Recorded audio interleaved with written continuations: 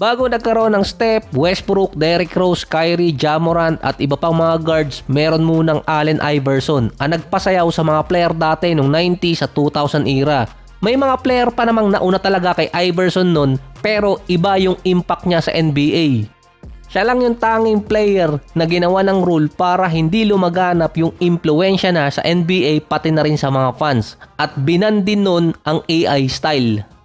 Si Allen Iverson naging 11-time All-Star, 2-time All-Star MVP, nakapag-finals noong 2000, 2001 MVP, 4-time scoring champion at member ng 75 greatest player.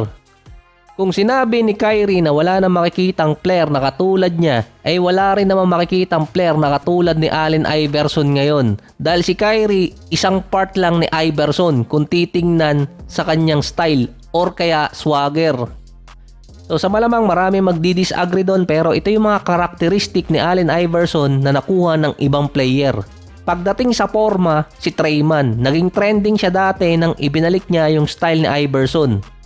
Mula buhok, damit, at kung paano pumorma, hindi nga lang niya nakuha yung laro. Si Trayman, isang 6-man na nakapaglaro ng 13 games sa Hornets last season na dahil sa injury natapos agad. Meron siyang 14 points, 3 rebounds at 3 assists. Ang reason lang di umano ni Trayman kasi nga komportableng suotin yung pormahan ni Allen Iverson. Tinawag pa nga siyang nagko-cosplay. Na dahil sa pormahan ni Trayman, binigyan pa siya ng contract ng Reebok para lang ibalik ang swag at angas ni Allen Iverson sa loob ng court. Kung na kay Trayman ang porma, wala naman sa kanya yung tunay na swag at attitude. Magkaiba yun na kay Ja Morant on and off the court. Base kay Allen Iverson, kung meron kasing player na ikukumpara sa kanya by eye test, si Ja Morant agad. Different style silang dalawa. Si Morant isang 6'3 guard na going strong to the basket lagi. Si Allen Iverson gumagawa ng space gamit ang kanyang handles para makascore. Based din kay AI, hindi siya kasing galing ni Ja Morant pagdating sa pagtapos ng play inside the paint. Mas magaling pa si Morant pagdating sa left hand. Kaya niyang tumalon na halos katulad ng kay Morant pero hindi siya 6'3". Ang sinabi ni Allen Iverson na may kukumpara sa kanilang dalawa ni Ja Morant yung angas sa game. Pangalawa, yung treatment sa kanila ng NBA dahil ang pinakamalapit na treatment na ginawa ng liga kay Iverson ay yung halos ginawa kay Ja Morant na pinagbawalan siya ng gun celebration. Na nagkaroon pa ng investigation sa pagitan nilang dalawa ni Buddy Hield dahil sa gun sign sa pagitan ng game ng Memphis at Golden State. Kung ano yung tinamaan kay Allen Iverson dati regarding sa hip-hop culture at basketball, ginagawa rin kasi ni Ja Morant ngayon.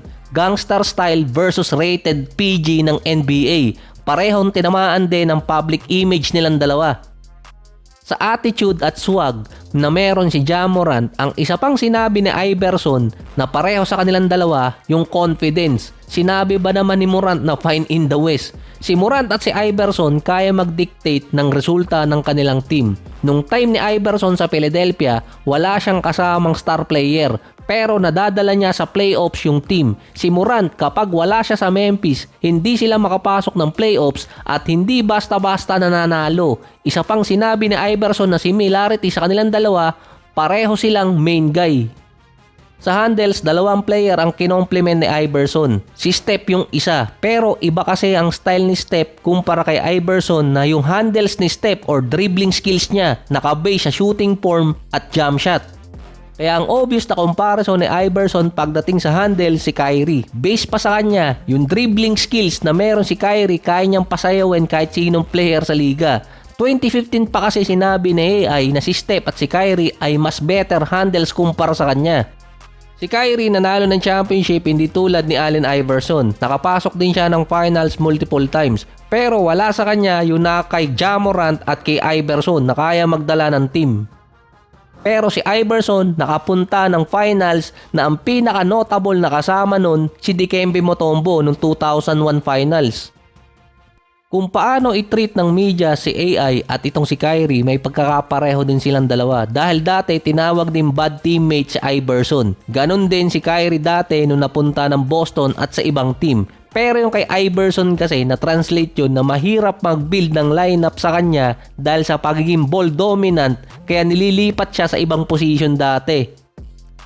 Base naman kay Steve Nash na matagal din nakakalaban ni Allen Iverson, mas better si Kyrie kumpara kay AI dahil mas skilled at mas maraming arsenal itong si Kyrie. Bukod pa doon, mas accurate din si Kyrie kumpara kay Iverson. Dahil ang problema dati ni Iverson, kahit mag-average siya ng 25 points or 30 points at kahit siya pa ang leading scorer ng buong liga, yung prime niya nasa 24 attempts per game at nasa 42% lang.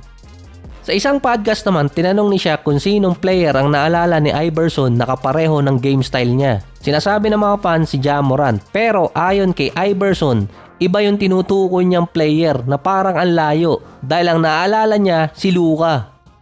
Nung pinanonood ko pa yung podcast na to, parang yung mukha ni Shaq nung sinabi nitong si Iverson yung si Luka. Parang nag-iba yung timpla ng mukha niya eh. Sinubukan pa magsingit talaga ng player. Si Allen Iverson noong mga 2000 era, cultural phenomenon. Kaya nung sinabi niya na si Luka yung malapit sa kanya talaga, doon nag-iba yung tingin nila dahil white boy si Luka. Siya kasi yung binanggit na kapareho ng style niya. Hindi kasing bilis ni AI si Luka, mas malaki pa. Scorer din naman sila pareho. Kahit sinabi pa ni Iverson na pareho silang hindi mamamasa, pero si Luka nakaka 10 assist mahigit pa. Ang style kasi sinasabi ni Iverson yung mix ng street ball. Noong mga 2000 era, sumigat yung street ball na kasabayan ni Iverson. Kay Luka, meron ding pagka-mix ng street ball ayon kay AI. Merong sariling face si Luka na hindi kayang sabayan ng ibang player. Kung bilis at face lang, si Luka ang sasabayan ng ibang mga player pero hindi nila magawa. Tinawag pa ni Iverson na parang black guy kung paano maglaro si Luka. Based naman kay Gilbert Arenas, dapat pumasok din sa Allen Iverson comparison territory si Jalen Bronson sa rason ni Arenas dahil isa sa mga shorter guy na kaya magbuhat ng isang team.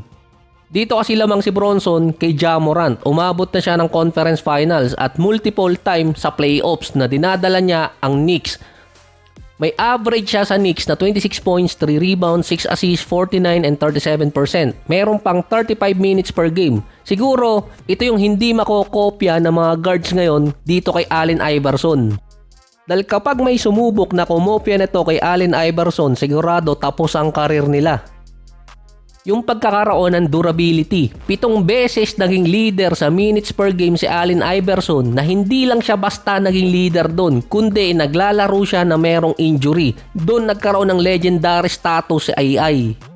Lalo na noong 2001 MVP season niya. Nakalaro si Iverson ng 71 games. 42 minutes per game pa yon. Pero may 7 injuries na naitala si Iverson na naglalaro pa rin siya. Kung sa era na to, yung mga injuries na yon, iuupo na mga player at hindi maglalaro. Kaya tinawag na extreme minutes yung kay Iverson nun. Si Bronson naman tinatawag na control minutes sa paglalaro niya. Maglalaro pa rin naman siya kahit merong injury, kaso hindi katulad ng kay Iverson na babad pa rin na aabot ng mahigit 40 minutes. Mostly sa Knicks, naglaro siya kay Coach Tom Thibodeau na binababad talaga yung mga starting unit nila. Kahit pa merong minor injury, kalimitan lalaro pa rin. Dahil kung hindi durable ang player under kay Coach Tom Thibodeau or hindi matatag, hindi rin tatagal katulad na nangyari kay Randle na halos bumigay yung katawan dahil sa injury.